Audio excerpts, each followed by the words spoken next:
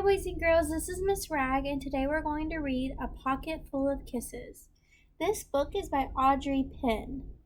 As we read this book, I want you to think about the different things that we've been talking about this week, the characters, the setting, and the moral of the story.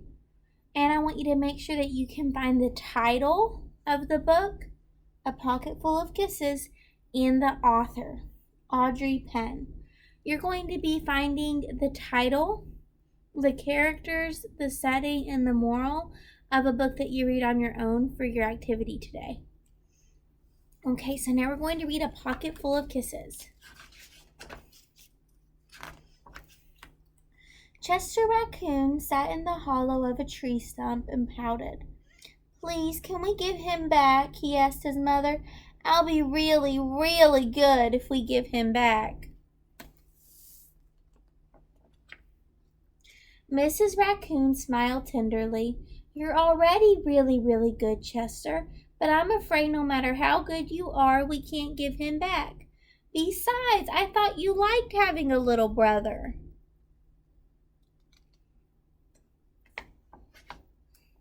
Mrs. Raccoon lifted Chester onto her lap and smoothed out his worried, furry forehead.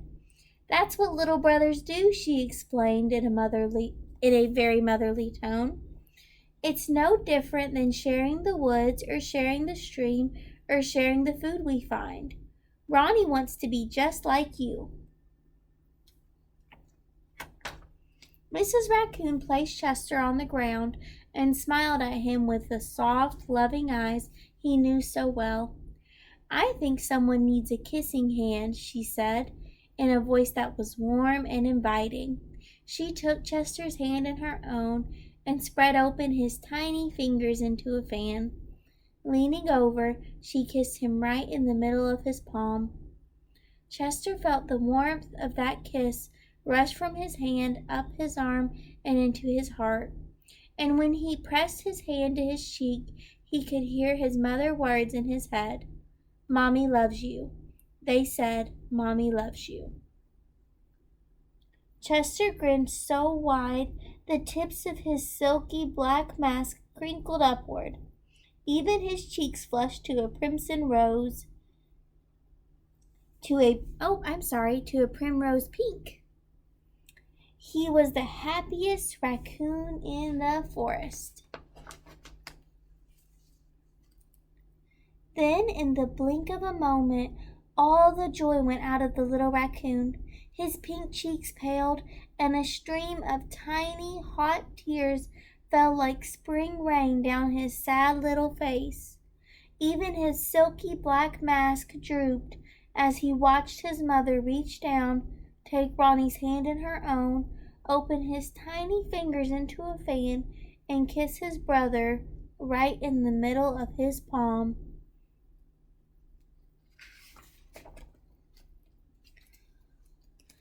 "That was my kissing hand," Chester gasped in the saddest voice his mother had ever heard. "Why did you give Ronnie my kissing hand? Don't you love me anymore?"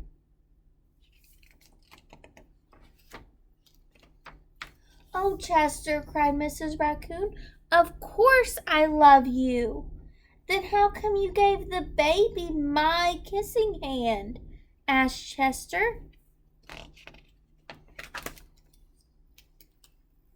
Mrs. Raccoon gathered Chester up in her arms and gave him a great big comforting hug.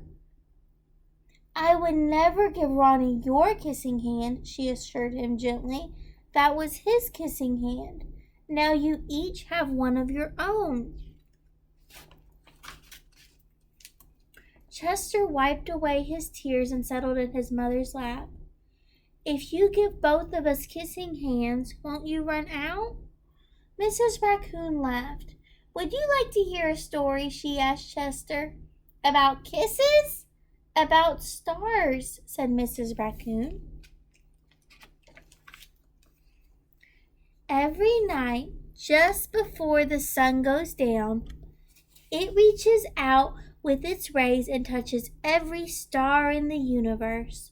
One by one, the stars light up and shine down upon us. Even on nights we can't see the stars, they're up there sparkling away. No matter how many stars fill the sky, the sun will never run out of light, and its rays will never stop reaching out to them. That's the way it is with kissing hands. When somebody loves you, their kisses are like the sun's rays, always there and always shining. No matter how many kissing hands I give you and Ronnie, I will never, ever run out. But you are right about one thing, Mrs. Raccoon told Chester. Ronnie's big brother widened his eyes and looked surprised. What's that? He asked his mother. You are the big brother, and that deserves something extra special. Mrs. Raccoon put Ronnie on a swing, then took Chester's right hand in hers and spread open his tiny fingers into a fan. Leaning over, she kissed him right in the middle of his palm. That kiss is for your pocket, she told him. Take good care of it and keep it as a spare. You never know when a big brother might need a little extra care. Chester hugged his mother and romped away. I love you too, he seemed to say. That end. Okay, so in this story, the main characters are Chester, Ronnie, and Mrs. Raccoon. Those are the characters that we see throughout the story. The main character is probably Chester, because he's the one that has the problem in the story. And his mom, Mrs. Raccoon, helps him get better. The setting of this story is in the forest.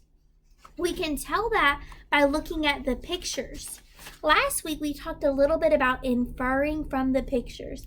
Inferring is where you look at something and you think about what you can learn from it that it doesn't really say outright. So in these pictures,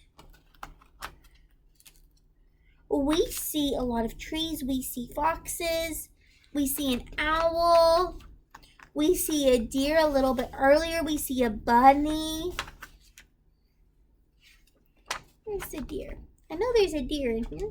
Oh, yep, we see a deer and a baby deer. So the place is the forest.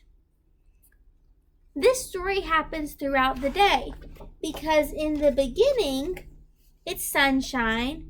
And then as the day goes on, it gets dark and it's nighttime. So that's the time. The moral of this story is that there's always enough love to go around. Thanks for listening.